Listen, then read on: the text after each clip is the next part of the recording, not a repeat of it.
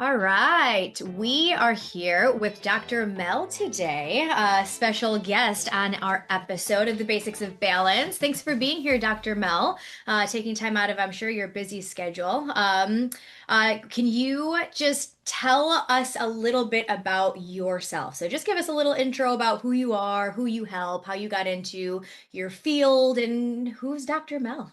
Yeah, absolutely. Well, I'm an American woman, and it was just, life just wanted me to get into this. As a kid, my mom got really sick with cancer. She actually died of breast cancer at 33, which was pretty unheard of back then in the 90s. And Yeah. being the only daughter and the second oldest, I spent a lot of time attending to her, right? And she had a baby, right? So, and we go to all these appointments, and I didn't know anything because I'm a child. And I thought, well, you go to the doctor to get better. Fair enough. And that was not what I saw happening. Actually, she seemed worse. After we can't, so it didn't compute, right? I'm like, okay, this isn't really quite lining up. And then unfortunately, she ended up passing away. Some would say from the treatment, some would say from the disease. The jury's out on that. And so that was a marked experience in my life, right? And then my father, because my parents were divorced, didn't know what he was doing as far as like being a parent, but he's sweet enough, right? But he was a bit of a health nut in the 90s, which was kind of unheard of too, right? So he would be doing these 10-day juice cleanses. And me and my older brother were going, so, okay, he's not going to eat food for like 10 days. Like, Yeah. isn't that psycho? And so we had like these things kind of shaping us, and the final piece was I have a son, and he's now almost 23 years old. So when I got pregnant with him, that was kind of my light bulb moment that maybe I needed to learn about health. And maybe my dad wasn't so weird, but maybe he was like kind of onto something because I didn't want my kid to not have a mom. Because I literally grew up with this voice in the back of my head that like you're gonna die young Sure. of breast cancer. Like actually, like it had the whole thing, like this whole narrative. And I'm like, okay, Yeah. so maybe what dad's doing, what goes into your body, what's in your environment is important. And I'd like this kid to have a mom at least through his childhood, because it's kind of, for me, it was kind of rough not having a mom. And so that's what kind of took me off in this whole field. That's why I'm not a teacher or I don't do real estate or anything like that. And it was weird when I got into it too, because people would go, why don't you want to be a real doctor? Yeah. And I'm like, Totally. ooh, that's a real kick to the face. Just keep going. They don't get it. One day they will, hopefully, right? Yeah. Well, and it's a totally different climate now, right? Like here we are, like 15 years or so in the future, and people kind of know what a naturopath is, or Yep. everybody kind of knows they should detox, right? It's not as hard of a sell. Yep. Yep. On the detox. And then as I went through my career, I had so many interests. I thought I wanted to do cancer.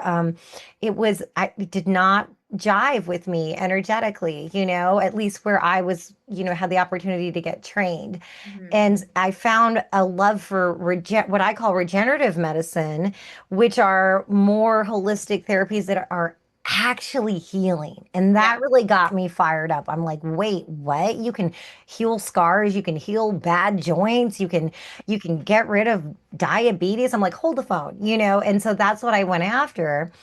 And then of course, because we're our biggest teacher, I stressed myself into becoming pre-diabetic. So this is one of my things that I really get on a soapbox about now because sometimes more is not more. Yeah. Sometimes less is more. And then just having the right map. And so that's what was missing. And that's why I'm such a nut about metabolic health. And it's a pillar in our cardiovascular program. And what we found is I think that's a big part of what's missing Mhm. and why folks aren't getting as well as they could be. Sure. Sure. Well, and I think also at the same time, like you said something at the beginning, the way that you basically grew up, well, I shouldn't say grow up, but the way that you were basically raising your son with this kind of voice in the back of your head, like, you're gonna die early. Our background, our experiences, our life experience shapes our perspective on the choices that we make today, right? And so, had you had not had that background, if you will, or experience, I'm curious how that would have kind of shaped like the trajectory of your life. You know what I mean? Like I'm curious like how much of an impact that really had on your curiosity as far as regenerative health and things like that to really kind of dig deeper and put two and two together like okay, wait a second. I'm wondering if traditional medicine is not necessarily the end all be all. That's your, assumingly that's your perspective right now. I'm wondering how much of that would have been influenced had you had not had that experience. You know what I mean? Yeah, I think the biggest thing was like literally getting pregnant with my son, right? Because then I had my why. Yeah, Right? Because what I've found is that human beings are incredible, but they just have to make a decision. And totally. then it's over, right? Totally. So then instead I could have like just spun out and lived an adrenaline lifestyle because I was sure I was going to burn out fast, which I Yep. probably was doing like up till that point, right? But then I had my why, and then I got Uh-huh. my boots on the ground and I made a decision, Yeah. and that was it. So I'm very grateful for him. That wasn't my plan. My plan was that I was going to have kids at 37 and I was going to be an international businesswoman, but I'm pretty sure he massively saved and improved my life. Sure, sure. Well, you kind of are at least a national businesswoman. So you are in functional medicine. And so, obviously for those who are listening, functional medicine takes a little bit of a different approach as far as Western medicine, such as kind of treating the root cause versus treating the symptoms, right? So really trying to like dig deep, really trying to understand what might be going on versus just treating the surface level. And so in that line of logic, kind of like what you focus on from a functional perspective, you kind of touched on it, but tell us about your ideology as far as the whole cardiovascular health and kind of how that really is affecting a lot of our population and maybe ways that we might not even recognize. Yeah. So if you step back, maybe look at your family or, people from your church, friends, whatever, it just seems as we get older, it's just on the path. You're going to get high blood pressure. Now there's sugar problems, then there's heart plaque and heart failure, right? It's just and it doesn't seem fun, right? And I'm looking at my elders, 90s, right? And it's just so many meds, so many ailments, right? And what we're missing is, well, why? Like, why is the blood pressure high? Yeah. Why are we stacking plaque? And a lot of these solutions are kind of it's like band-aid medicine at best, if we're Yeah. lucky. None of them are, I venture to say, actually healing the system, right? And then they all have side effects, Yeah. And so what I found is that totally on accident, I wasn't even thinking like this was what I was going to do, right? A client came in that I hadn't seen in a year, and he didn't want to put stents in his heart, right? Who could blame him? That doesn't sound pleasant, right? But it's scary. So most people, would get told that and go, oh, okay, oh crap, here we go. Uh-huh. And so that's the cool thing about this guy that he told his team, well, hold on. I don't want to do that. Can you give me 2 months? And I Yeah. think that's incredible because I was like, wow. And they said, sure, we'll give you 2 months. And he came to me and he was really serious for like the first time ever because he just was always like, I'm not going to listen to your diet advice and whatever. And he said, I got 2 months. What do you got for me, Mel? And I was like, it's pretty serious, so I was really present. And then that's when this protocol came in. And luckily this was right after I had to reverse my own pre-diabetes. So it was really on a stress and like metabolic kick, so that had to be in there. And so basic pieces, if you just want to go really basic, it's like you got to do something about the stress. Hmm. Where am I burning the candles from both ends? What can I give away? What can I get rid of? Am I doing anything to relax? And if Hmm. not, let's not get stressed out about that. Let's just find something, even if Sure. it's just going in the backyard to look at the birds for two Yes. minutes. And then it's balancing the blood sugar and insulin. This is key. You cannot skip that piece. And then it's disinflaming, Yeah. detoxing the system, right? And then after that, we've got to get after the gut. Everybody kind of clued in like, oh yeah, the gut's important, right? So our gut, it's crazy. Your gut gets inflamed and it leaks out to the system. So then we get systemic, like body-wide inflammation. So you can't Sure. skip that part either. And then I put in some of those, my favorite, regenerative therapy IVs to disinflame and help with the plaque. And I mean, that's how it all came together. It Yeah, was like presence, it was like, years of experience and then putting personal experience and putting this together for a why. This guy doesn't want to have stents. Let's see what we sure. can do. And it was crazy because in 2 months he was excused from needing the stents. Like his plaque had gone down so much that they're like, yeah, you're cool now. And I was like, oh, that's a good protocol. Let's take it and run. Well, I actually didn't even take it and run at that point. I was just like, okay, put it like note to self, right? Because I had other, so many interests, right? And Yeah. literally at that time, I was really focused on PTSD Uh-huh. and anxiety and depression, which is always in everything, by the way. Sure. It's like I'm sure 100%. everybody has a Yes. little bit of that, and that's contributing to your inflammation that may manifest as heart disease or autoimmune or whatever. So Sure. that is important. And so then it was until another fella showed up, some Uh-huh. months later, and he was pissed off because he had all this plaque in his carotids, the big arteries up here that go up to the head. Yeah. I said, "Oh, I got a protocol for you. Let's try it. It worked really great on this guy. And this fellow was older, but he was more like you wanted him as a patient. Like he was intermittent fasting, and he was really trying, Yeah, yeah, yeah. So he You was kind can of you pissed. can tell. You can Yeah, tell when someone is like trying and then when someone is just like, "Oh, okay, I'll just do what you tell me," but like I'm not bought in. I'm not yeah. invested. You know what I mean? Yeah. Yeah, he wanted to Mhm. have a great retirement, Yeah. and so I'm like, oh, it'll work great on him. Yeah. And it did. Like, so he's such a studious fellow. I like these studious guys. So then we do the protocol, he does it, and then he goes and gets his scan, and it like his plaque was cut in half. And this was like, in a 2 period time frame, like the other guy that had 2 months to get out of his surgery. So I was like, oh wow, so we can really, if we get serious, cut down plaque in 2 months. Sure. That's pretty cool. And I thought this guy was going to be happy, but because his personality, he said, I want to do it again. And I was like, well, it's not going to hurt you. Sure, let's do it again. Sure. And that was the coolest thing, right? So at the end of that round, when he went for his scan, report came back and it just said normal.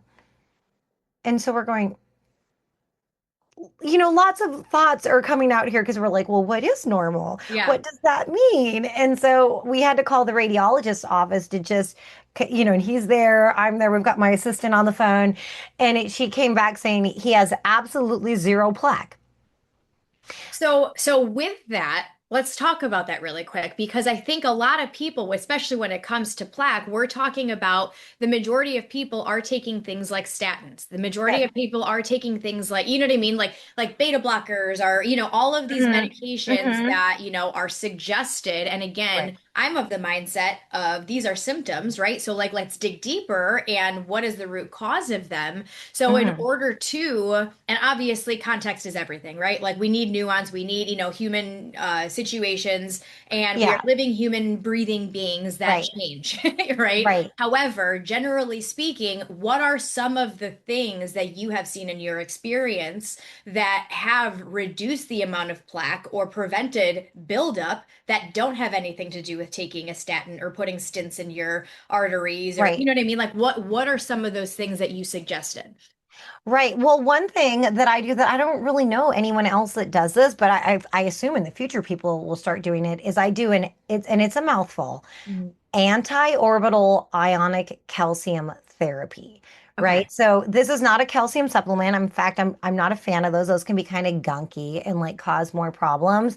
But what this does is it's at home therapy, Uh-huh. very efficient, goes in and in effect scoops up rogue calcium around the body. And if you do a deep dive on this, a lot of the diseases of aging Uh-huh. is calcium gunking up, calcium Interesting. misplaced, even intracellularly, right? Uh-huh. So think about things that we get.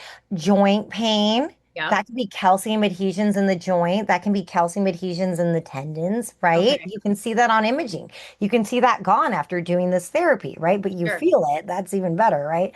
But this can happen intracellularly, like pain syndromes can be pain calcium signaling misfires, just going pain, pain, pain, pain, pain all the time, right? That's like Like, have you ever heard about people getting imaging and somebody's back looks like crap and they feel totally fine, and someone's back looks fine and they are miserable? Yeah. Like this is one of those things, right? So there's some calcium firing different in these people, right?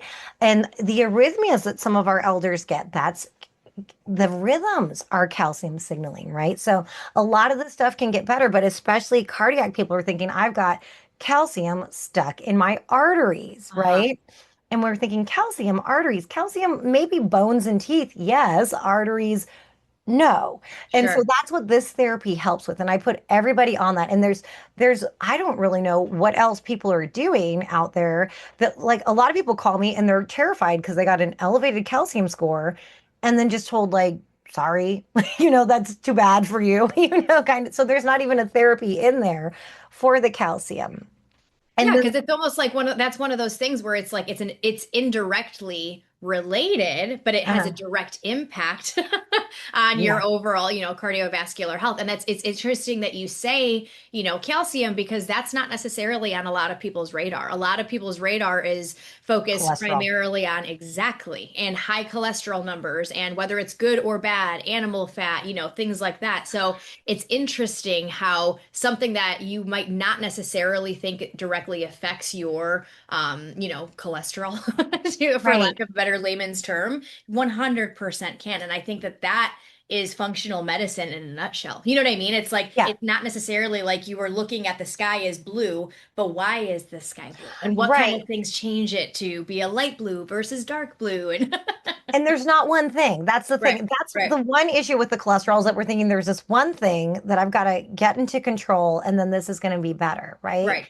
My other issue is it's a distraction. So in my opinion, it's a false peace of mind. Okay, I'm Uh-huh. managing this number, therefore I'm not making plaque and inflammation. That's not Right, true. So right. that kind of pisses me off a little bit, right? But I like that pissed off energy, right? It's way better than being apathetic because when you're pissed off, you're probably going to do something. Well, you're So, passionate. Yeah, yeah. exactly. Exactly. So that's why I like people to get labs and imaging and let's look at it. I know some Mhm. of my natural colleagues don't like imaging, but I find people need something to light the gas so that they can Sure. like get moving, But the cholesterol can be low Uh-huh. and the plaque in the arteries can be high. Hmm. You see, so we're thinking it's low and we're good. Go into PubMed. Look that up, guys. I'm not making this stuff up, right? Right, right. Don't get mad, just, get informed. Then, the cholesterol can be high and the plaque can be low. So we're focused on this idea that doesn't really pan out in actual plaque reality. That's So the problem. somebody who might, let's just say, have elevated cholesterol, maybe it's something they've dealt with their entire life. It's not even necessarily like as they've gotten older, Hmm. anything like that. Someone who has high cholesterol their entire life, and let's say that they have done all of the things, okay, all of the things, with guidance such as, okay, watch what you eat, remove certain food groups, watch certain food groups, you know what I mean, like get some exercise, things like that, but it's Hmm. not necessarily having any kind of impact on their overall cholesterol levels. And so that triggers an action of, okay, well, then I guess I need to be on a statin. I need Right. to be on something like that. So, like, Right. why does that happen? Is it because we're focused on cholesterol when we Yeah. really need to be focused on calcium? Yeah, it's a narrative that we've all, I mean, I bought into it. Like, it's been, just kind of spoon-fed to us for decades, right? So some people just have familial high cholesterol, right? And that's another fun thing to look up. There's studies where people with higher cholesterol lived longer and people with lower cholesterol died more of all kinds of causes, Mhm. Yeah. So that's interesting. And I would just say that basic cholesterol panel, it's kind of like, like we got to go a little deeper because there are Sure. sticky molecules that we might want to look into.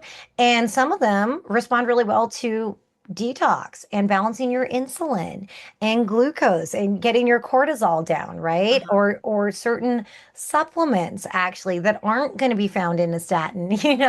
are Sure. gonna help with those things, right? So I'm not very thrilled with the general screening panel that people are getting. I mean, fasting insulin, I think should be on every American screening panel, and also just fun fact, if you're a super nerd listening to this, you want it to be less than 5 because they'll tell you on the form that you're fine at 20 to 25, but that's pretty insulin resistant, so Yeah. that's the other thing. Like the labs might be telling you you're fine, but in reality, like you need more information to know what the labs are actually telling you. Just to think about it like this, like usually that range is just a range of the population, Sure. not a range of healthy, ideal people, you know? And that's what I've heard so often, is, I'm dealing with these kind of symptoms, but my labs show normal. And it's like, trying to let them know, okay, understand what this range is really indicating. This is not Right. necessarily a normal range of what you want to be within. It's based on the population. And as the population gets sicker and sicker and, more degenerative, you don't necessarily want to be okay with falling in normal range because that normal range was not normal 50 years ago. You know what I mean? Right. Like, Right. so it's interesting how, we kind of go based on what these labs say. Number one, they say that we're normal when we still don't feel great. And also number two, normal doesn't mean what we think it means. And so it's like, no wonder we have trust issues. Right, right. There's And, so and number many. three, we're missing some labs that would actually give us some good information and some Hello. imaging that would give us like excellent information. Absolutely, absolutely. As far as like, even insulin sensitivity and, A1C levels, and obviously again, nuance matters. Like obviously this is very multifaceted. But what are your thoughts as far as, in a way, almost helping regulate cholesterol, removing excess cholesterol, helping balance blood sugar, insulin levels, things like that?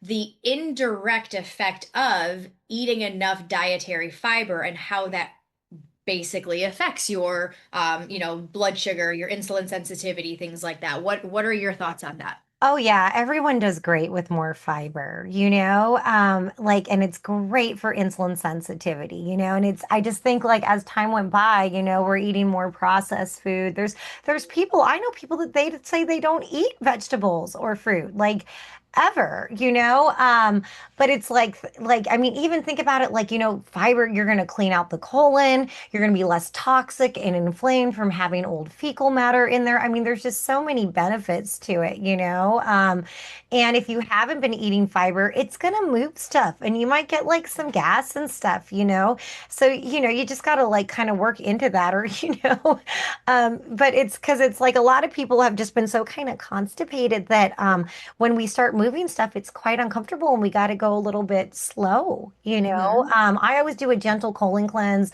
with herbs on my clients that can handle it and then go into removing the most inflammatory, food and drink substances for a few weeks. Yeah, And it's just amazing how much better you can feel when you're disinflamed, sure. and then we learn how to balance the glucose and the insulin.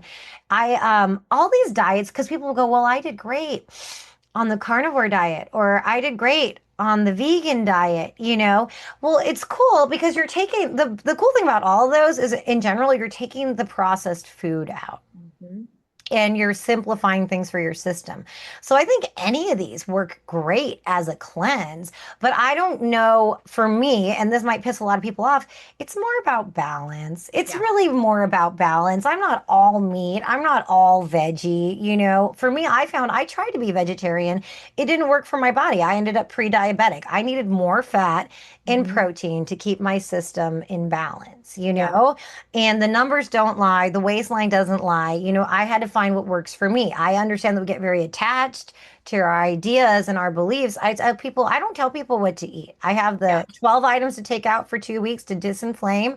And then I say, why don't you watch your glucose sensor? And Mhm. here's the guidelines. And then because like people don't care what I say, blah, blah, blah, annoying naturopath lady, but when it's a video game and they're the winner or the loser, I've never seen anything better for patient compliance. And everyone's a little different. Like some people can have bananas, some people can't even look at a banana, you Right. know? Right.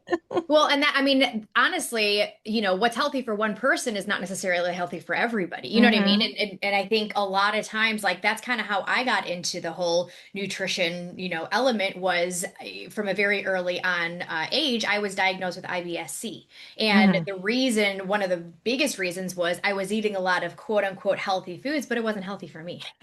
And it was Hmm. causing a Hmm. lot of problems, And so I think that's kind of I would say one of the issues with following blanket advice and blanket statements is a lot of people, especially in the information age, we go online and people are shouting from the rooftop their experiences, which is fine, right? However, Right. your experience is not science, okay? And so a lot of times, at least in my line of work, I will talk to somebody who says, oh, carnivore, carbs are non-essential and fiber is non-essential and all of these things. And it's like, I feel like you're just regurgitating something that you heard because you don't have any personal experience in that.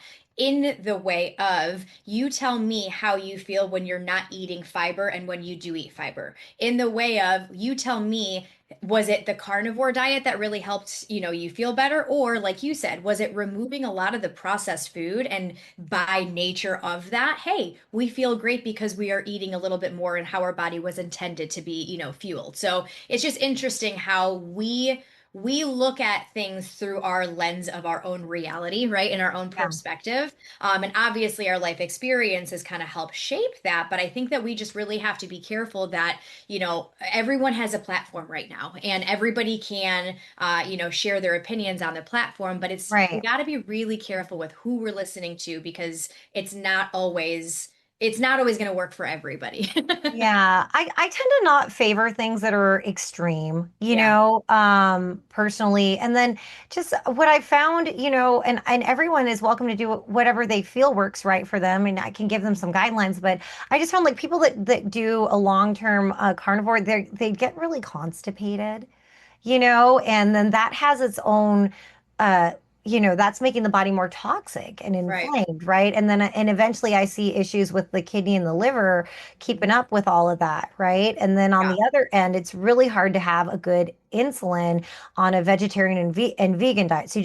you just got to be on it and like be Yeah. very vigilant, and that's where like knowing what's going on and like seeing your numbers and being mindful and noticing how you react to Mhm. things and stuff like that. Like you don't have to change your complete life, but just like be mindful, no guidelines, and things like that. Sure, sure. What about, okay, so, fiber plays a role, a lot of things are going to play a role, relatively speaking, but what about the role that muscle mass plays in helping regulate Oh yeah. blood sugar, insulin sensitivity, and things like that? Yeah, I love that. So now we're all getting clued into like muscle is the anti-aging organ, right? So we all liked, He-Man and like She-Ra, and we didn't know why. It's maybe it's because unconsciously we know muscles equals vitality, Yeah. right? And it's not alone, right? You have to have everything in balance. There's plenty of crazy workout people that are kind of a metabolic mess, but it's like when we eat or we get stressed and we make more glucose in the system. Muscles love glucose, right? Uh, Glucose in the bloodstream can cause us all kinds of problems and disease, right? But glucose in the muscles is good. So I always encourage and to make it a lifestyle, move after you eat. okay. I wasn't taught this. When my son was little, I would make us go on a walk after dinner, with the dog because it just seemed like a nice thing to do. But we need to move after we eat, right? And the easiest way, this is what most of the clients do. We just do 30 squats. Because you got the big muscles, they Yeah. suck up that glucose super fast. If you have a monitor on, you'll see your level go down like in Uh, real time in like 5 minutes. And so just making that a habit, whether it's a 10, 15-minute walk or 30 squats after you eat, that's great.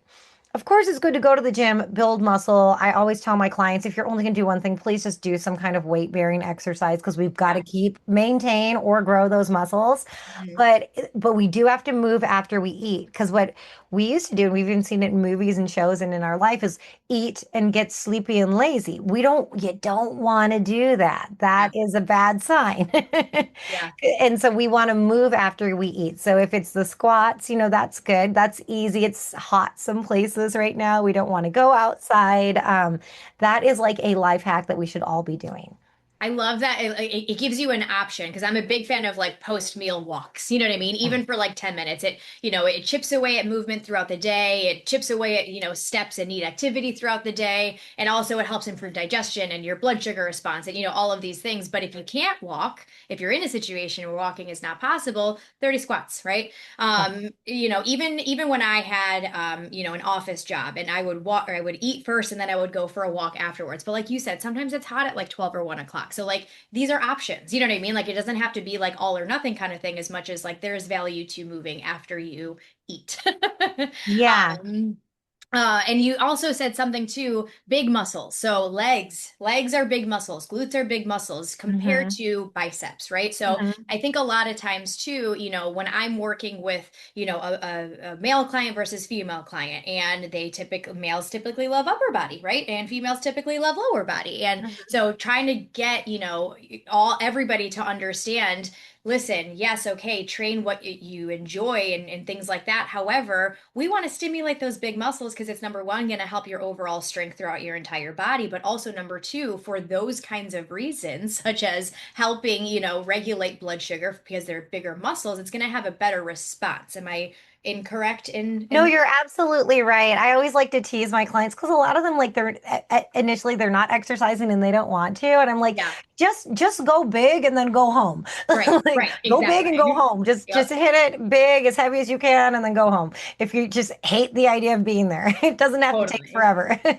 Totally. And I think a lot of this too is kind of just shedding light on like, basics versus specifics. You know what I mean? Like I think a lot of people they are so focused on, wearing a glucose monitor and trying to prevent your blood sugar from spiking, period. And it's like, well, that's a normal biological response. It's not necessarily preventing it as much as understanding what habits and actions and whatnot naturally turn that from a natural biological response to an issue, right?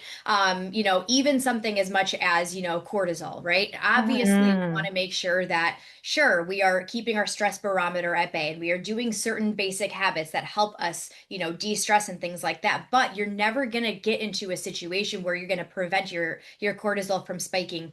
Period. You know what I mean? And I think that that kind of just goes back to Oh number yeah. one, knowledge is power, right? And also number two, focusing on specific actions versus like basic approaches. I feel like a lot of times it kind of keeps people on a hamster wheel. So it's almost like focusing on the majors versus the minors. You know what I mean? Like major lifestyle habits versus things like standing on a vibration plate and wearing a glucose monitor. It's like not saying that either is right or wrong from a big bird's eye view approach, but if we're Right. talking about really improving our overall quality of life, our longevity, reducing or improving our insulin sensitivity and cholesterol levels and things like that, what habits have you seen in your line of work that Yeah. are helpful for your clientele compared to maybe some things that they come to you saying, this is what I'm focusing on, but also I need help. Does that make sense? Like the big picture things that Yeah, seem to work yeah. great for everybody. Hmm. Yeah, a big one that we have everybody do is eat less often and move after you eat, Love right? And then also scoop that last meal up earlier because we want to kind of get on a sunlight schedule. It's hard in the summer because some places the sun never goes down, but like, so then I just say, we'll just be done by 6:30. But if we do all of our action stuff while the sun's up, working out, work, food, the body works better. We just Yeah, naturally want to go with that rhythm of the sun. So even like don't have like all the bright lights on at yeah, night, have it kind of dim. But those are the big ones. I get people off the 3 meals a day plus snacks. Most of us do 2 meals a day. Or sometimes one big meal a day. And we have to wean down to that. So if you're used to kind of snacking all the time, like don't just be like, yeah, I'm doing 1 meal a day. That's going to be hard on your system. sure. But we find we're more about that. We're less about calories. We don't care about calories. We're more about nutrient density and how Yep, often you eat. And yep, even the idea too, because some people will go, well, I'll have like a 6 a.m. and a 6 p.m. I would squish those guys more together and having that bigger fasting window. That's nice for the body, right? yeah. That the bigger fasting window, the better the body's going to heal and run and be efficient and all of that. And then and it's a hard one with Americans, but I really am about sleep.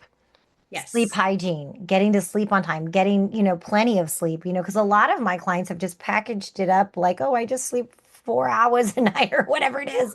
And for 4 years, well, guess what? We've packaged that up and put it like it doesn't matter, but that's been causing oxidative damage. What is that? Yeah. We're rusting from the inside. We're causing inflammation. That's definitely contributing to plaque and high blood pressure and other things we don't want. Well, and also at the same time, I think there's a difference between thriving and surviving. You know what I mean? And just because you can run on 4 hours of sleep doesn't mean that like your body is really like loving what you're doing. And also, how much of you're running on 4 hours of sleep, how much caffeine do you have throughout the day to basically mask a lot of the symptoms that lack of sleep is basically creating? And then you're going to have a hard time falling asleep at night because you had caffeine late in the day and the cycle continues. You know what I You're on mean? a So, hamster wheel. yeah, Yeah. yeah. Yeah. Yeah, and it's so bad too. What I find a lot too, it's like with all the devices nowadays, even I work with an older population like 45 to 85, but a lot of them love doing research or playing a game at night, and then that light from your device is kind of triggering your brain to think like, oh, is it action time? That's a big problem these days. Well, and I think too, I know when I'm working with clients initially and I'm trying to, sleep is our number one habit. Like that is Oh, the number good. one from a baseline. I don't care what your goals are. We need to work on that sleep. Right. And so, even when I'm working with somebody who, oh, I just can't fall asleep. Cool. We'll get there. Just because your past has said something doesn't mean that we can't change and evolve. Okay. So we'll get there. But one of the biggest things is reducing the amount of that blue light that you're exposing yourself to, whether it's TV, whether it's your phone, like put it away. You know what I mean? Like don't Mm. let it tempt you to like open up. If you can't sleep in the middle of the night, we should not be also going to our phone because that's preventing you from falling Yeah. asleep. You know what I mean? Like you want to, keep your mind going because you're bored. Okay, well, read. You know what I mean? Read or just like think, you process. A lot of times I tell my clients to keep a notepad by their bed. So instead of grabbing for your phone and maybe adding to your notes, if like your mind is kind of racing, you have a notepad instead. You can write down, whatever you're thinking about that's keeping you awake, mentally offload it while also not opening up your phone, exposing yourself to that light, which is keeping you awake at the same time. Yes. Yep. You're absolutely right. Okay, so I would love to kind of just kind of shift gears a little bit. So like basically long-term cost of like choices. So like okay, we don't necessarily see the outcome of our choices now because the Mm. outcome of our choices usually compound and they take time for us to really see the benefit or lack thereof. Okay. So even things like sleep. Okay. Oh, cool. You have been running on 4 hours of sleep and it's worked for you now. How do we get people to understand just because it's working for you now does not mean that there's not going to come a time where we are going to have to pay the piper and we are either investing in our health or we are borrowing from tomorrow kind of thing. Right. Things like not investing in your muscle mass, things like not investing in adequate dietary fat or fiber. You know what I mean? It's like basic fundamental approaches to health and fitness that are kind of universal to a certain degree, and just because it works for you now doesn't necessarily mean that that is what your body was intended to run on, but Yeah. trying to get them to understand that from looking ahead in the future. And that's so hard to do. You know what I mean? Like it's so Right. hard to do, but how do we get them to kind of shift gears to say, this might be easy to do now, but I need to make the choice that might be hard in the moment for Right. the payout in the long run. Right. Right. So it's a few things. Like it's definitely everybody knows inside their heart that it's better to be proactive than to be reactive, Mhm. right?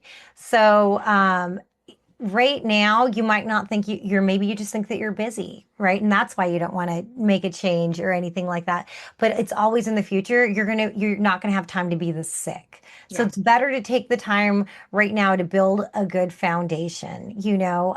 It's just the best way to do it. And with my clients I do a whole class on sleep so that they it really is like put in front of them in multiple different ways with multiple different studies how important the sleep is, things that we can do about it, and also it's even like language, like you said, like, because people will say, well, I'm just a night owl. And I'll say, well, let's stop saying that, right? Because our mind loves any identity. They're like, oh yeah, oh yeah, oh yeah, I'm a night owl. Like we don't sleep. Yes, yes, yes, yes. Even if it's not good for you, we have to be careful what we say because our mind is in the background wanting to grab onto anything like, yes, I'm a bad driver or whatever it is.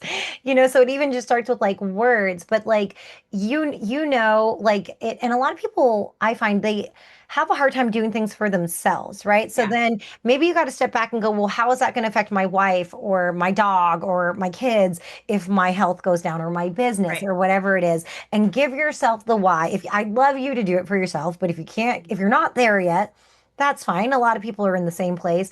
You have people or things or animals that would love you to be vital and healthy. So give Yeah, yourself the why, and it's all about discipline. yeah, Ooh, we hate that word. Discipline, that doesn't sound fun, but it's only hard at first, and then it yeah, just becomes second nature. So you've just got to be stubborn, which I know you can because all humans are, and decide I'm just going to push through, like not having 2 cups of coffee in the morning, and I'm going to have a glass of water first. I'm going to push through until I like doing it, and it's just second nature. yeah, You just got to yeah, push. It only doesn't take that long. They say it takes 21 days to build a habit. I find that people push through the first 3 days of the nutritional detox and they don't care. yeah. They feel good Well, I afterwards. think, a lot of times we forget that, your mind gets used to what you allow it to get used to, right? And so, we are constantly creating new neural pathways, and you can continue, the lifestyle that you have grown accustomed to, or you can change, you can adapt. And just because it's not easy doesn't mean, like initially, doesn't mean it's always going to be that difficult, right? And so, as each time you make that same choice over and over again, you are changing something that was new to now becoming a routine. And I think a lot of times people forget that. And sometimes, yes, it's about discipline. And I think a lot of times people look at investing in themselves as a selfish endeavor, like you mentioned. However, is it selfish? Or if we look at taking care of our body, such as investing in, movement, sunlight in the morning, eating balanced meals, things like that, taking care of the very basics, you're able to be a better human and give more to your people. So is it really selfish, or do we have it almost backwards, such as we might feel like we don't have energy to focus on ourselves, but really we're giving people the short end of the stick if we choose to not invest in our health in one way, shape, or form. You know what I mean? Like, I am able to be a much better coach, wife, sister, daughter if I get my workout in, if I get adequate sleep, if you know what I mean? And if I don't, please believe my husband will say to me, when was the last time that you worked out? You know what I mean? Like, because you can tell, there is a difference, right? Like, I am a much better person. That's not just me, that's just humans in general. And so I think sometimes I understand, listen, we don't all have the same 24 hours. Like, please believe me when I say, however, start where you are, start with what you have and build on that. And the only way to make something new, no longer new, is time and repetition. And it's not easy initially, but the only way to make it easy and turn it into a routine and a habit is to continue to choose that action even when it's not the easiest sometimes. And I think, in the long run, your reasoning and your motivation for showing up for yourself comes from less of a place of, I have to do this, into I choose to do this because life is better when I choose to do it. And it's not necessarily easy to wake up super early, but I know my day will be better if I can choose to wake up, get some movement in, X, Y, and Z, so on and so forth. Yeah, my husband's been really working on the going to bed early. Mm-hmm. And he's never really been good about it, but he knows that it's like the best for the health. Like you said, like it's the number one thing is sleep. Like he knows. So he's really been working on like stopping working and like getting to bed early and just Yeah. like he knows it's going to be the best for him and he's going to feel so good every day. So he's Mm-hmm. even though it hasn't been in his nature, like he's really pushing for that one lately. Definitely, definitely. Well, that's a big one. So if he's going to focus on one, that's a big one for sure. Um, I would I mean I have so many other things that I want to talk to you about, but I think I want to respect your time as well. I would love to kind of hear from you how if somebody wanted to kind of reach out to you, who are the clientele? Who are the kind of people that you see? How do they find you? I'll put your contact information kind of in the caption and whatnot. But how do they find you? Tell us about, your website and things like that. Yeah, the best place to go is the website because then you can find out about me. You can watch the master class to learn about what is this cardiac protocol that we do. You can sign up to come to my next live webinar. I usually do one a month, or right now we're running a metabolic reset challenge. So we'll have those things on the website you can sign up for. Just kind of check us out, see other people's experiences, testimonial videos, and that's DR as in doctor. Melanie Icard, ICARD.com. Okay, drmelanieicard.com, and everything is right there. awesome. I typically work with people 40 to 85 that either have a personal history that they're trying to unwind, or they have a heavy family history that they don't want to make a legacy. You Sure. know, people come to me that don't want to be on meds. Maybe they're refusing meds, or maybe they're just like, why am I still on these meds and they don't work? These are the kind of people that come to work with me, and you don't have to be a health nut. I have plenty of people that have never done anything holistic come to me because they're just frustrated with the options they've been given, and they have been floored at their results. Like I'm thinking of this guy in the Midwest flew out to see me in Scottsdale, Arizona, and he was so funny because he's like, I'm really skeptical, but I don't have anything else to do. I talked to him a few weeks ago. He has lost 70 pounds since January. He no longer has a blood pressure issue. He's not on meds. He's golfing all the time, and at over 70 years old, has decided to build a new house he said, I never would have done it, Mel. I wouldn't have had the energy to do it, but and he thought it was overwhelming at Yep. first, and then he said, but then I couldn't believe how easy it was. Yep. So That's anybody can do amazing. this. You don't have to be like Mr. Health Nut, you just gotta be willing to like show up. That's Yeah. it. Yeah.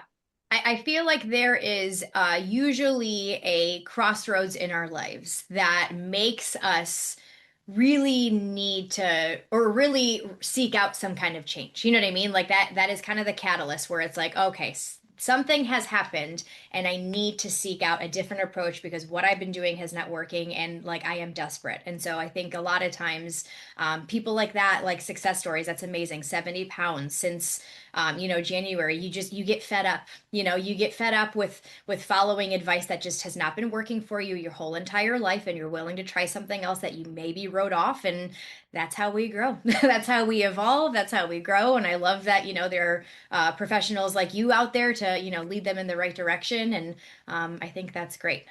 More of that, more of actually changing people's lives and the ripple effect that that can create. I just love how happy he is. Like I love it. Exactly. That's what makes it worth it. I think a lot of times when you're, kind of in the line of work that you're in, I mean, there are not always easy days, you know what I mean? But I think those kinds of stories really just solidify, like, man, it makes all those long days, hard situations really just worth it. And that's kind of Mhm. the double-edged sword. It's like, not everything is always easy, but in the long run, it's usually worth it if you can kind of be disciplined and kind of look ahead and delay immediate gratification and all of that. Yeah. Awesome. Well, thank you so much, Dr. Mel. I appreciate your time. Is there anything else that you kind of want to like touch base on or say before we kind of wrap up? Well, I just really think it's important that people open up to the fact that we can age well. Plaque doesn't have to be forever. Yeah, a lot of these things don't have to be forever, and it can be simple. So just have hope and have faith Agreed, agreed. And a good functional medicine approach. for sure. Awesome. Well, thank you so much. This has been great. I will put all of, your contact information in the caption. That way, if anybody, wants to reach out to you, it's an easy find for them. But I appreciate your time. I hope this was a helpful resource for those of you listening. And yeah, until next time, I appreciate it. Thank you.